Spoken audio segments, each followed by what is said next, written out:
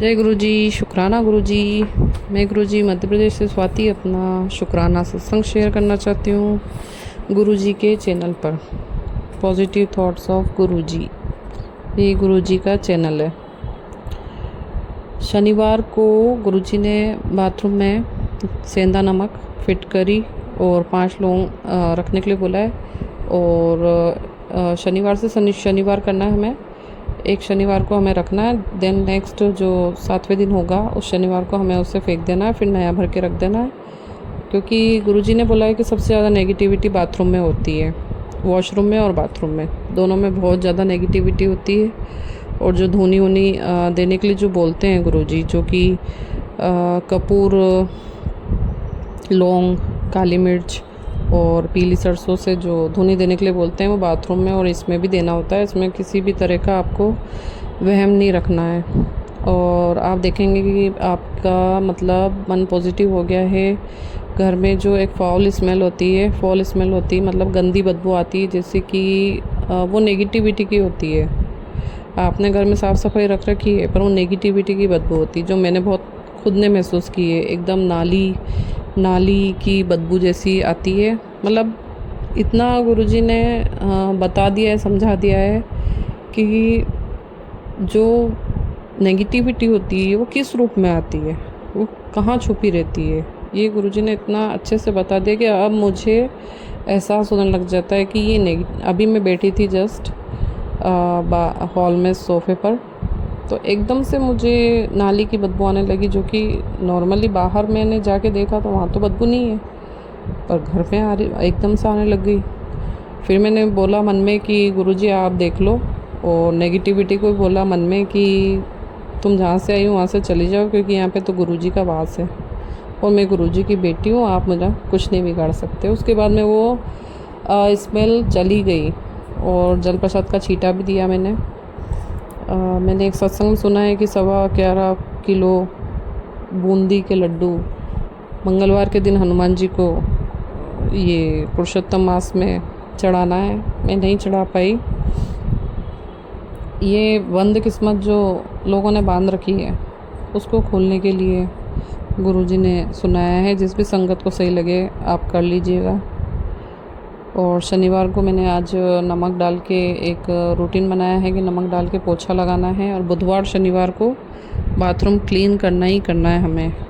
जो भी संगत सुन रही हैं वो बुधवार और शनिवार को, ऐसे नॉर्मली रोज़ क्लीन करना चाहिए, पर बुधवार और शनिवार को स्पेशल क्लीनिंग करना चाहिए, उससे नेगेटिविटी नहीं रहती है।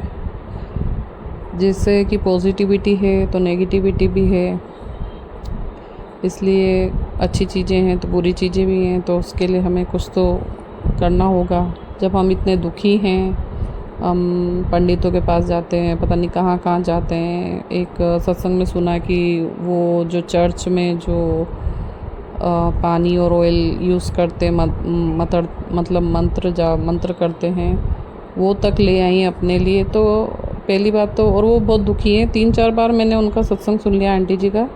वो बहुत दुखी हैं अपनी सास से, अपने पति से। फिर वो गुरुजी को छोड़ के इधर उधर भाग रही हैं, क्योंकि गुरुजी तो परीक्षा लेते हैं। थोड़ा पेशेंस रखो, सब्र रखो, आपको सब ठीक होगा। आपका बॉडी पेन कर रहा है वो भी ठीक होगा, आपकी बीमारियां हैं वो भी ठीक होगी। ये विश्वास वाली बातें हैं, और इधर उधर भागने से कुछ नहीं होगा। फिर से 1 2 3 शुरू करना पड़ेगा आपको। फिर से वो जो 10वीं सीढ़ी पे पहुंच गए, फिर से 1 सीढ़ी, 2 सीढ़ी, 3 सीढ़ी, ऐसे गुरुजी की सीढ़ियाँ हैं, फिर से चढ़नी पड़ेगी। इसलिए मंत्र जाप करो, जो गुरुजी की रजा में रहो तो ठीक रहेगा। और वो आंटी जो बहुत दुखी हैं वो सुन रही हो मेरा सत्संग, तो प्लीज़ आप थोड़ा विश्वास रखिए, पेशेंस रखिए, और कुछ आप कीजिए। मतलब आप अपने हस्बैंड पे डिपेंड है, आप कुछ कीजिए, मतलब जॉब कीजिए, खुद से स्कूटी सीखिए ताकि आप खुद जा सकें। कार सीखिए, कार नहीं है तो कोई बात नहीं, स्कूटी 2 व्हीलर ड्राइव सीखिए। आप सीखिए। एक महिला को आत्मनिर्भर बनना बहुत ज़रूरी है आज के ज़माने में।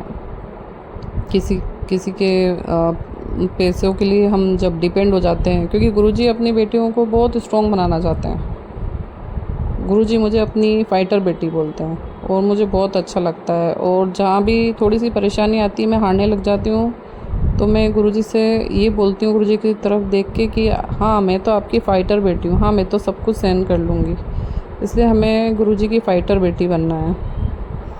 और गुरुजी ने एक उपाय और बताया है कि एक मोली लेना है, जो रक्षा धागा होता है, जो हाथ में बांधा जाता है, कलावा भी बोलते हैं जिसको, उसको लेना है और उसमें 7 बार हनुमान चालीसा पढ़ना है हमको मंगलवार के दिन।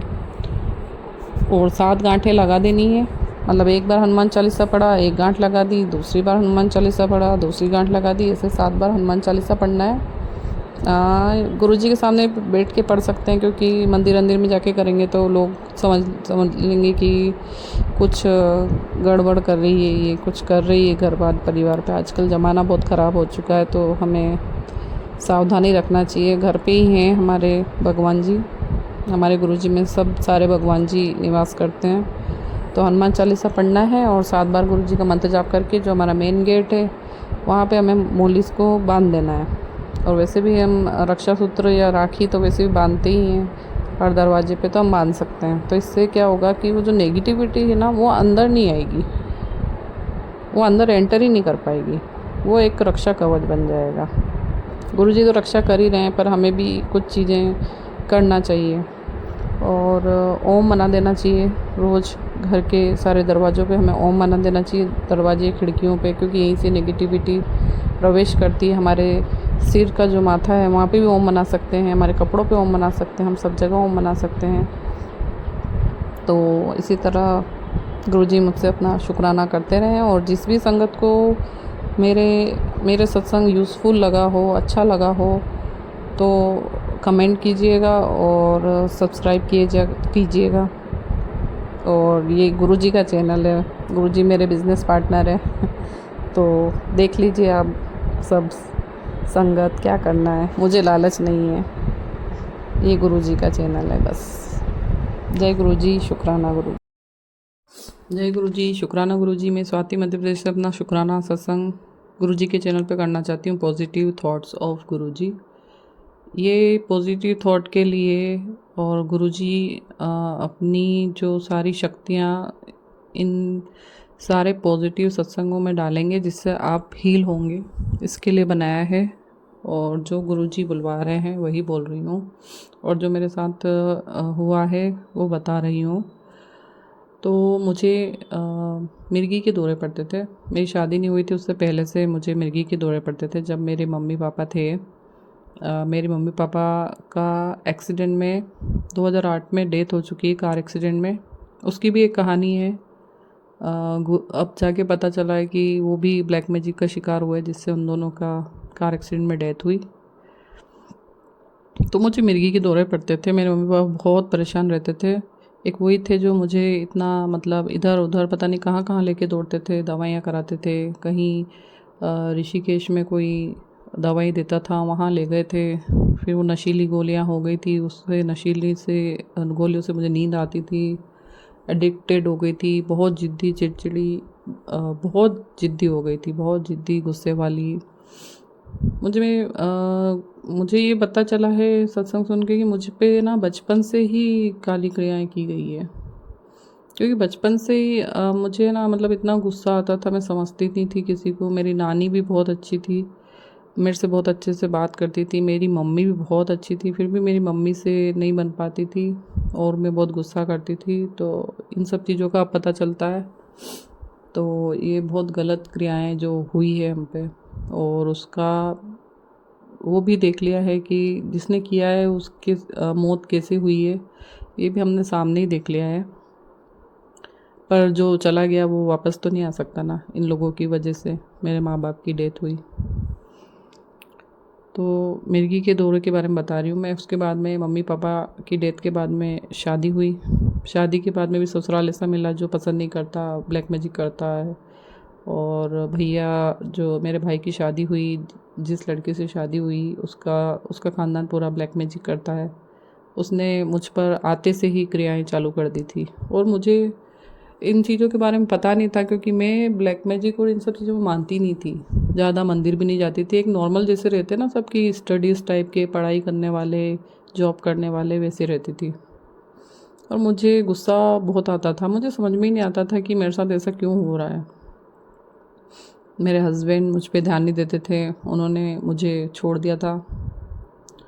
और छोड़ दिया था मीन्स मैं खुद आ गई थी मेरे 4 महीने के बेटे को लेके, क्योंकि नहीं बन पा रही थी। तो फिर मेरे फादर की जगह जो मेरी जॉब लगी थी तो उसी को करने में फ़ायदा था। और मैं जिस घर में रह रही हूँ वो भी मेरे मम्मी पापा का है और डबल मंजिला मकान है।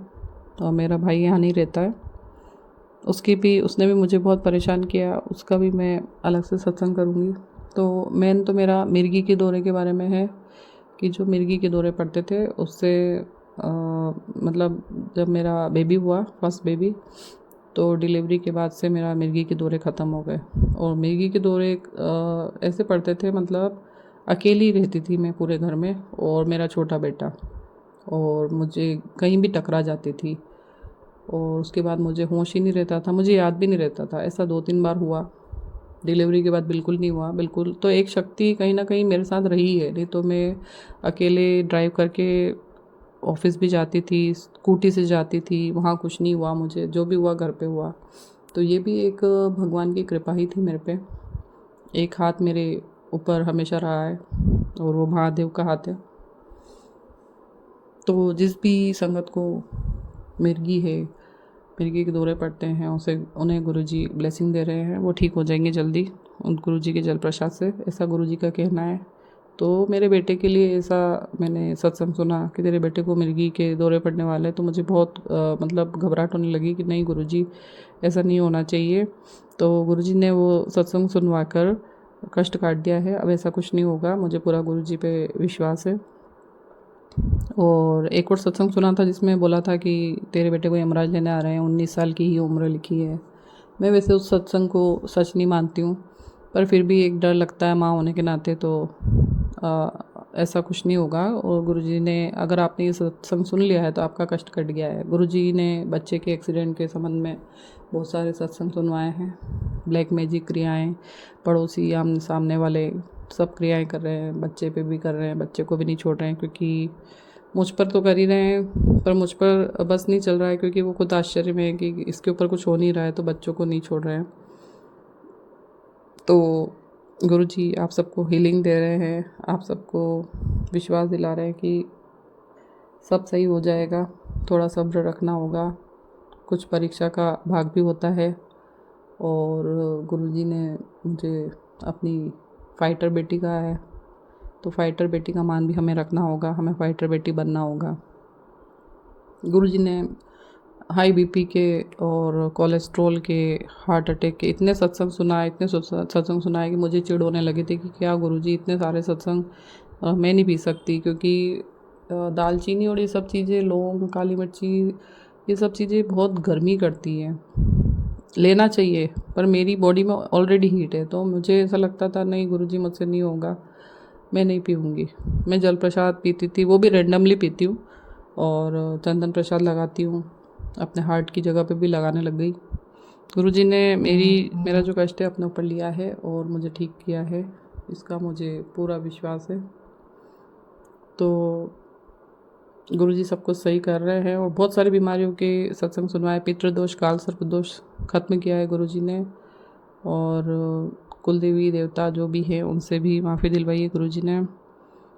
और brain stroke, kidney stone, gall bladder stone, और जो गर्भाशय की जो कैंसर की, सबके सत्संग सुनवाए, सब कष्ट काटे हैं गुरुजी ने। खून की बीमारी, सब कुछ गुरुजी ने ठीक किया है और ठीक कर रहे हैं और ज़रूर ठीक करेंगे, जल्दी ठीक करेंगे। सब गुरुजी पर विश्वास रखें, धैर्य बनाएं और गुरुजी के वचनों पे चलें। उनसे मांगे नहीं, उन्हें माने, बस वो इतना ही चाहते हैं। उनसे प्यार करें और वो अपने आप आपकी मदद करते जाएंगे। मैं अपने अगले सत्संग की तैयारी करती हूँ। ओम नमः शिवाय, शिव जी सदा सहाय। ओम नमः शिवाय, गुरु जी सदा सहाय।